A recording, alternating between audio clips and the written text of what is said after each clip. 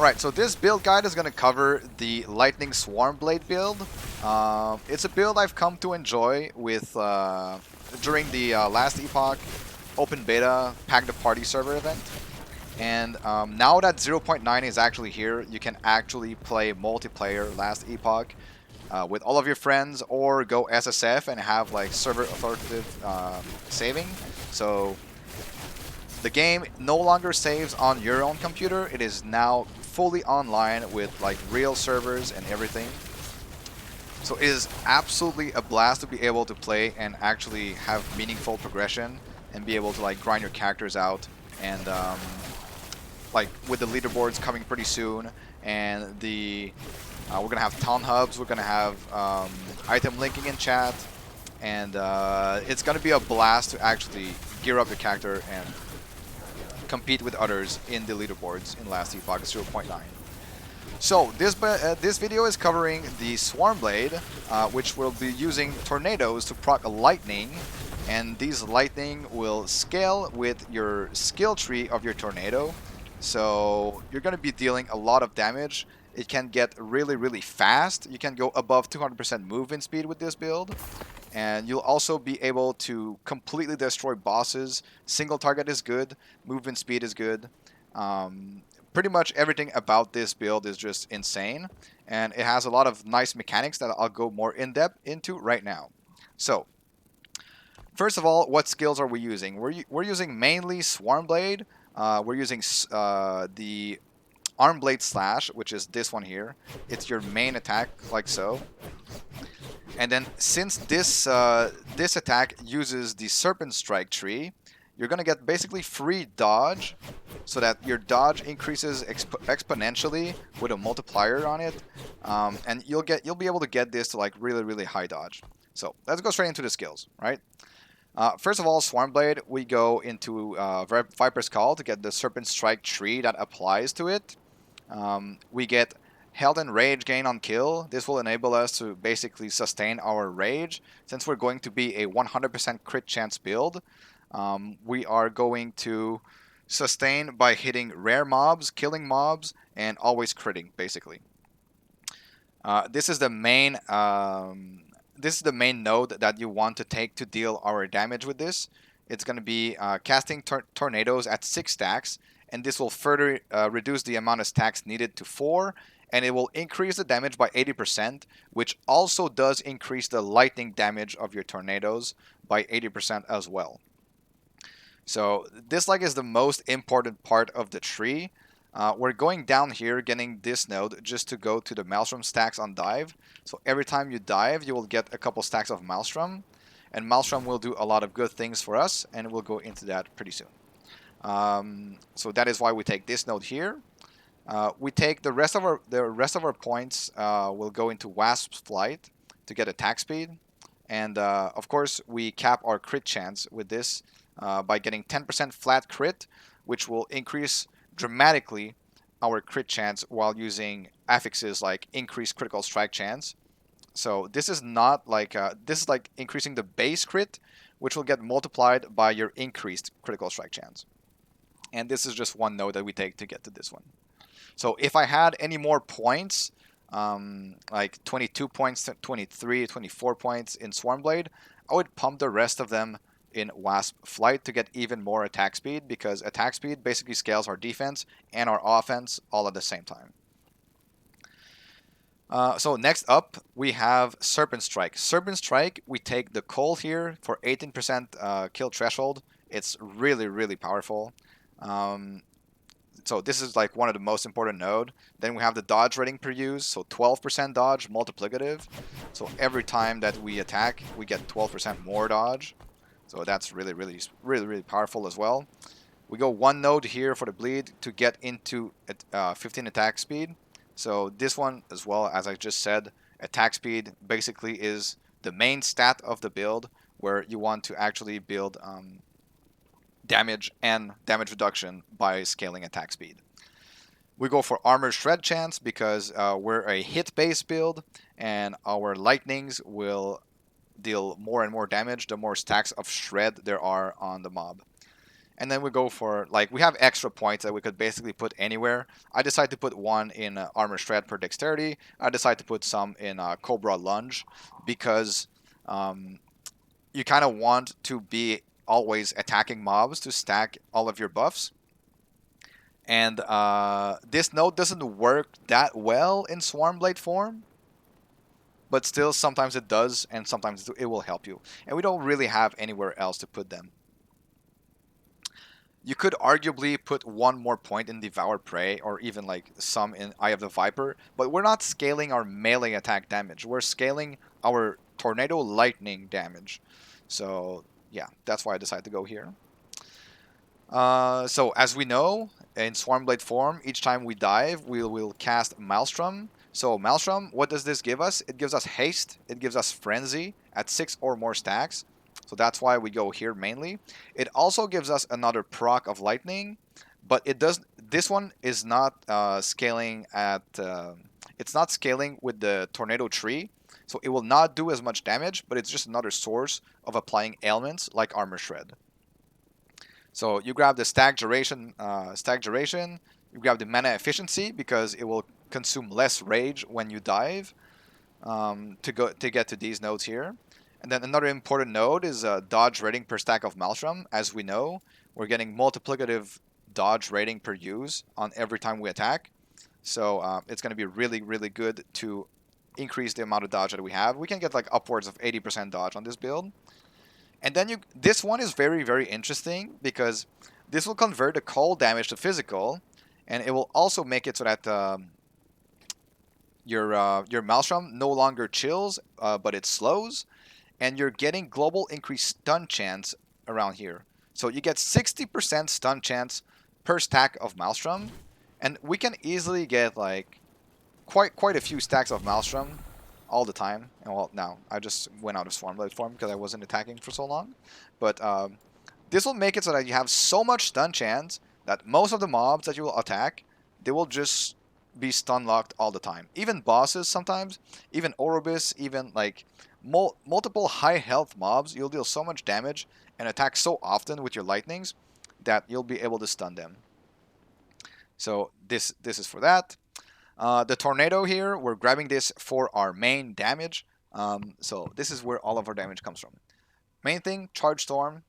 Tornado casts lightning at nearby enemy every 2 seconds, and we're getting it to cast like more frequently with the frequent lightning node. So these two are the most important. The range is already good enough, so we do not need to get overcast skies. In the previous patch 0.85, it wasn't big enough of an AoE, so we had to take this node. But now with patch 0.9, you can remove all the points, and you will still have like a good enough AoE. And you don't want it to be too big either, because you want to concentrate your lightnings at the target you're trying to hit, right? So that's why I go for 0 points here. I go 1 point here for 10% increased move speed, and then 1 extra point here for attack speed. If I had any more points, I would probably max this one out as well, because this is attack speed, right? But we have so much good nodes in here that I can't really do it right now because I don't have enough gear. So tornado lasts longer, you max that out. 88% more damage, you max that out. You get these 4 points just to be able to get to 100% more damage. And I would grab like this node here, max out this one, and if you have any remaining points, I would go for Storm Soul for even more damage. So all of these more damage multipliers affects your lightning. So this is why the lightnings deal so much damage. And then you also have the 80% from holding Cascade. So every one of your lightnings that are cast by proccing Tornado here, they're affected by this 80% modifier. And for our last skill, we have Summon Spriggan. Summon Spriggan gives us a couple things. First of all, it gives us a base crit chance and crit avoidance, which is pretty huge. This base crit chance will allow us to get to 100% crit chance fairly easily with gear. And crit avoidance, as we know, last Epoch is pretty much a EHP meta, so you want to crit avoid. It will enable you to never get crit, so you can ignore all modifiers that adds monsters have a higher chance to get crit you. It gives you also 15 spell damage, which is flat spell damage. It is really, really good for our build. So I'm trying out something here. So removing points from Aura of Healing to get our Spriggan to be more tanky with like the armor here and the physical res. I think like these points are interchangeable pretty much, but like you want your Spriggan to survive. So I'd arguably say that these points are more impactful than these 2 points in Aura of Healing, since we'll already have lots and lots of Leech. You grab one here for healing minions just to get into the dodge rating per attunement. Again, we're trying to scale dodge with Serpent Strike dodge rating per use. So yeah, that's pretty much it for the Spriggan. I'll put one more point in the health modifier here. So that's pretty much it for the skills. Our passives here, we're starting out with natural attunement. We're getting more damage. So lightning scales with attunement. So there's like a not a bug, but like it's not truly what is written here that applies. This one is the real modifier. Added damage applies at 120% effectiveness, and it gets attunement scaling of 4% per point. That is the true statement. This one is not the real one. Added damage applied at 100%. That's the old one from 0.8.5. Now the base damage of lightning is 24, I believe, and it's 120 added damage effectiveness. So that's what we need to know for this one. So attunement does increase our damage, and we get lightning and cold res for free. So this is pretty good. We're getting health here mainly. We're getting 1 point here just to be able to heal our minions a little bit. Like I like having the option to actually heal the minion with my potions whenever I can, if I feel like he's gonna be dying. So I just put 1 point here. You go for increased health here, and you go for dual wielding. In the shaman tree, as you can see, I don't have tornado here, but I have tornado spec'd on my tree. That is because I actually spec'd 5 points in here, and then I removed the points because I finished my build by using this. Because I wanted to get more tanky first and then build damage, but you can still put points in there as you want. I will eventually get more points in here. So I have 3, but I would like to get more. In the Druid tree, we're going for chitinous plating for endurance. You want to cap your endurance at 60%. We're grabbing Thicket of Thorns to be even tankier. I'm grabbing health here. I'm grabbing elemental penetration while transformed and increased damage. 3 points in Focus Wrath to get increased damage while transformed and reduce rage decay. To go into 1 point into Rancor. This is just quality of life. It's not absolutely necessary for the build, but it will just like make your life a lot easier, and you'll go out of form way less. This one is mandatory. 15% increased attack and cast speed. Basically, like I said, we're scaling damage and damage mitigation with attack speed. So this is why we go here. We're grabbing 30% crit chance to get 3 points here to get 4% health leech on crit, and we will always crit, so that is going to be a huge part of our leech. 8 points in Harmonious Wisdom. This one I am hesitating. It just changed on this patch. It used to be 1 point of attunement for 1% crit avoidance. Now it is 3% crit avoidance per 5 attunement. I am wondering if it is still worth it to put in here, or just cap in our crit avoidance with idle or something like that. But for now, I still have it here. I have 1 point in Moral Companion health here, 8 points for the 120 crit chance and the rage gain on crit, which is going to be like a huge part of our sustain for rage, and basically just like Druid stuff, which is getting more damage mitigation with endurance threshold, more health, and even more damage mitigation with impervious, which this will allow you, since you're always melee attacking, you will get stacks of impervious, which gives you 4% less damage taken per stack, which goes up to 5, so that's 20%. And then since we have a high dodge chance, you won't lose these as often as you think you would, so it is a pretty good layer of defense. In the Beastmaster tree, we go for even more defense in damage taken from nearby enemies. 1 point in here, just to get like the occasional attack speed buff. We get 4 points in here just to get to the Porcine Constitution, which gives us another damage reduction.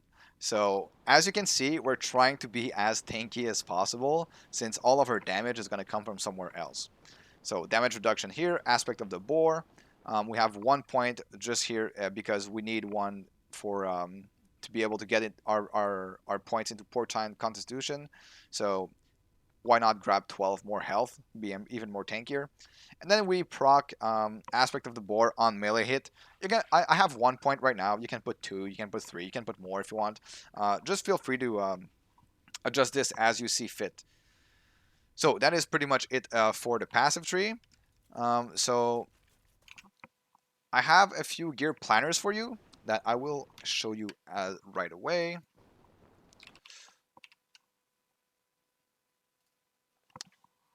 So I have one planner that has all the gear that you might want to start wearing without any uniques. So you have your idols here, examples of idols that you want to use. So like on the primal list, you have increased health and LA res while transformed. Elemental res while transformed is a really easy way to cap your resistances. It is not that rare, so you will mostly find some as you go, as you level up. So if you find one, it will make a big difference in your itemization, since you will not have to roll resistances on most of your gear, right? So LA res while transform with increased health. I have one with increased health and crit avoidance. Just as these are just like example of what kind of idols you might want to be looking for. Increased health and spell damage. Vigorous Stout, Idol of Life are really good for EHP. And as I said, EHP is king in last epoch. So increased health and flat health. This will make a big difference in your tankiness. If you want to go for damage, we have increased spell damage while transformed and increased cold and lightning damage. This is just generally good for scaling damage even further when you don't have a lot of damage stats on your gear, for example. The idols, the blessings we're going for is going to be spell damage leech as health. On this one, you can go for this, or you could go for critical strike chance or critical strike damage. So depending on what you think you need, I like being tanky, so I like spell damage leech. I go for the shred lightning res on hit to further increase our damage. We go for necrotic res, we go for physical res, we go for endurance. This is just one type of setup that I personally use, but feel free that if you find it's always a matter of like it's kind of like a puzzle to fit in your resistances and all of that with your blessings and your gear. So if you have another setup, feel free to use it. This is the setup that I use. A big part of this build is going to be finding a rune dagger. This is when I would actually start to switch to the build. The rune dagger gives you flat critical strike chance, flat spell damage, and you want to roll increased melee attack speed on it. These are the three main stats that you want. It is going to be like your build enabler item, basically. I also have here lightning damage. Basically, any other stat that will increase your damage, whether it be lightning damage, spell damage, critical strike multiplier, all of these things, they're all good and they're all usable, right?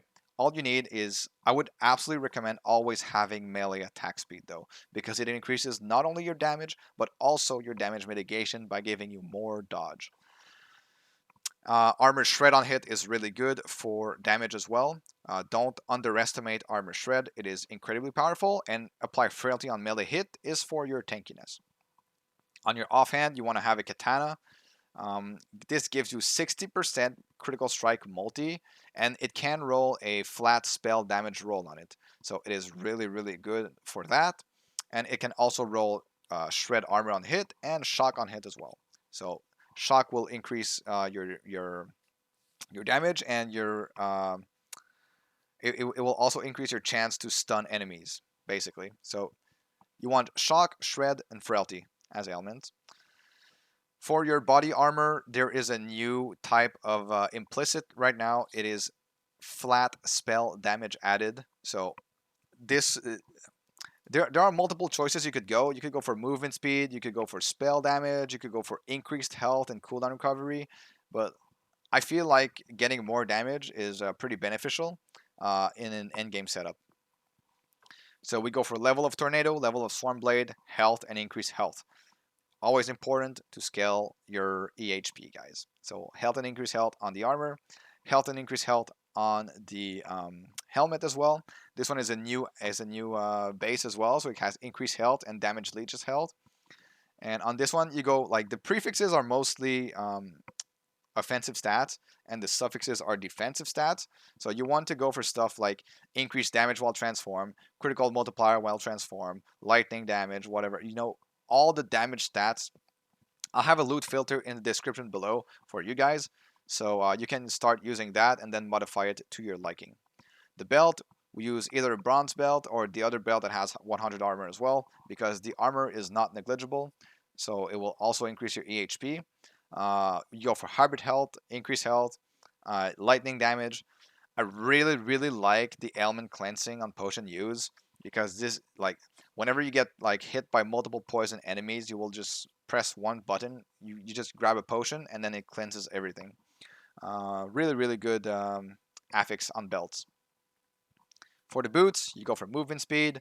You can go vitality, health, and health. For the gloves, we go for the Crusader gauntlets, which have void res. So the boots also had fire res. These one had void res. This is just the base setup for when you don't have the uniques for the build that are going to be able to like further increase the power of the build. So void res, melee attack speed as always, minion health. You want to have one roll of minion health somewhere. Um, at least I would suggest, because you want your minion to survive, because he's giving you a ton of crit, and you always want to crit, and if he's dead you're not capped on crit and you will deal a lot less damage. So you go melee attack speed, minion health, double health. For your relic, I grab a relic for damage leech as health on hit again, just get as much leech as possible. So we get level of spriggan form. It's just for the increased damage while transform. We get crit multi, we get health, and we get some resistances here. For our rings, we get critical strike chance, spell damage, any like damage stats, and make sure to cap your crit. And then you get health and poison res. The other ring, I got void res. This was just to show you that like you can actually cap your res like this with just rare. For the amulet, very important stat, lightning pen. This will increase your damage by a lot, but like if you don't have it, the build is gonna work even then. But it will just increase your damage much more because it's another multiplier for your damage, the penetration. Increase spell damage, health, and armor shred. So that is pretty much it for the regular build with no uniques. If you want to build uniques, there are multiple options you can go for. This one is the speed monolith variation. I will have this again in the description below with like some other idols and stuff like that. Like it's pretty much all the same, except I did a couple of variation to show you guys what you can do and other options other than just like showing you one planner and that you follow that like to the T. I prefer showing you multiple options, and then you can like kind of understand more the build and how it works and how to modify it to your liking. So when I go monoliths, I like having a lot of movement speed. So I grab Aether's Path or like any unique boots with legendary potential that you can slam onto them movement speed, right? If you do the Jolra dungeon, the Lightless Harbor, at the end, you can take an exalted item and infuse it into a unique that has legendary potential on it. So I try to get movement speed there. So we get a lot more movement speed on our boots. Arboreal Circuit for even more movement speed. Ward Trail for even more movement speed. I grab the Tears of the Forest for more movement speed as well. It works really well with Aether's Path because you'll have like basically infinite rage. And you can also try Shard of the Shattered Lands. Every time you'll kill a unique enemy, you will get a buff that gives you 20% more damage and 20% more movement speed. And that is a multiplicative movement speed buff. And you can get upwards of 200, 250% movement speed with this at complete endgame. So it's very, very fun to play. And I would highly suggest trying it out while you're still farming lower corruption. I would probably not use this at higher corruption, let's say the 300 or something like that, or 400. But in the lower corruptions, like between 1 and 200 corruption, this is absolutely a blast to play. You'll be zooming through maps. So this is pretty much a setup with Rule of the Simoon is actually a unique item that is very beneficial for the build because it will cast tornadoes. Um, you have a chance to cast fire tornadoes at a nearby enemy on hit. So your tornadoes will actually cast other tornadoes, and these tornadoes will actually cast other tornadoes, and other. So it's like it's a never-ending cycle. If you cast one tornado with Rule of the Simoon, you will basically always cast tornadoes, or almost always cast them. Um, so this is a pretty good unique for our build, but I don't think it benefits from the more damage from holding Cascade here from Army of the Tempest. So your tornadoes will do 80% less damage, but it is still another multiplier or damage, so it's still good. Um, and then you have Stormcarved Testament, which gives you Lightning Pen. It gives you Shock Chance. It gives you Lightning Res. It gives you Mana, Attunement. Like just a lot of good stats. Physical Res. It's just like a bunch of good stats. And if you get this with Legendary potential, it is like incredible for your build. It also makes you cast a Totem, and that will enable you to use other idols that have like things is like I should have prepared this before, but increase spell damage if you have an active totem, and that one has a higher roll than if you had increased lightning damage. So that's another option that you can do. So that is for the speed monolith version, and then I have another version for you guys, which is like complete endgame, other variation. So Hazelroot is a very interesting weapon because it has a chance to cast Thorn Shield on yourself when you directly use a physical skill. And interestingly enough, Armblade Slash is a physical skill. So every single time that you attack with your Swarmblade, you will have a chance to cast Thorn Shield on yourself. You could possibly remove Maelstrom and spec into Spriggan form, and then spec into all the armor nodes, and then all of these nodes will do that every time that you attack. You have a chance to get a lot of armor, and then if you have a really good Hassle Root, you can get 80% armor and 80% dodge as you attack, like the faster you attack. And like it's just incredible how tanky you can get. This would require getting a really good Hassle Root though, because you're losing the flat crit from the Rune Dagger, so you need to build crit elsewhere. Another good unique Bleeding Heart. It would just make it so much easier to leech again, and it does give you increased melee attack speed as well. So it's just really good for the build. Tempest Maw is an interesting one. It's an axe. It would allow you to use this node here in the Primalist tree, which is Elder Branch, giving you spell damage +5, but it's tripled if using an axe. So basically, it gives you another 15 flat spell damage. It is really good. There's like tons of options that you can use. It gives you 14% lightning pen. Like it's just there's just multiple options that you can go for. And I just wanted to show you guys some of these options that you can aim to go for. Legacy of the Quiet Forest, one of my favorite belts. Basically, if you get this and Rule of the Simoon, you cap your poison res and your void res with just 2 items. On top of like having like the possibility to farm this with legendary potential because it has pretty low LP.